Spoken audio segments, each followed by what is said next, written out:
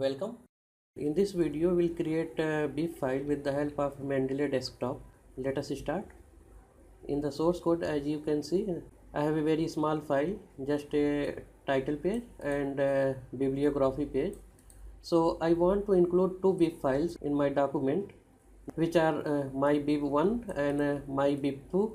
Okay, here that is title page and bibliography page. So these two files I will include.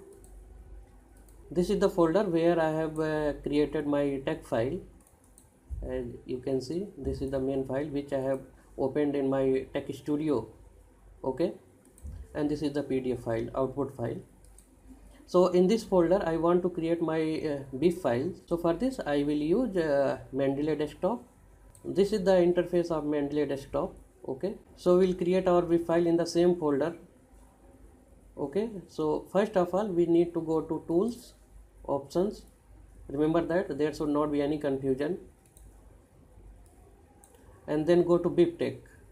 Just tick this escape latex special characters, and then tick this one, enable BibTeX syncing, and then select this one, create one BibTeX file per group. Okay, and then remember this one is very important. So actually I uploaded this video 2 years back, but most of the people were not able to generate BIP file in the same folder. So that's why I'm here with a new video. So just go to browse and give the same path where you have created your text file. So I have created my text file at the desktop folder.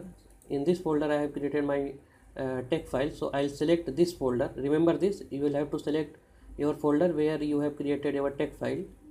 Okay, and then select folder, and after that apply, and then okay. That's it. After that, here as you can see, I want to create two BIP files with the name of my BIP1 and my BIP2. So with the same name we'll create two folders. If you want to include only one BIP file, then you will have to create only one folder, but I want to include two folders for two files, two BIP files. So from here just rename folder and write here my BIP1. One more folder I want to create, my BIP2. So our BIP file will be automatically created with the name of my BIP1. Just select this one. Okay, and then go to that folder. As you can see, I have saved all papers in this folder. So I'll select this folder, just select all and drag this at your Mendeley interface and drop here. Okay, as soon as you will drop, just check your folder where you have created your text file. I'll check this one, that one. Now you can see that your BIP file automatically have been created here. Okay, now I'll go to second folder, go to back this folder. This time I'll select my BIP2.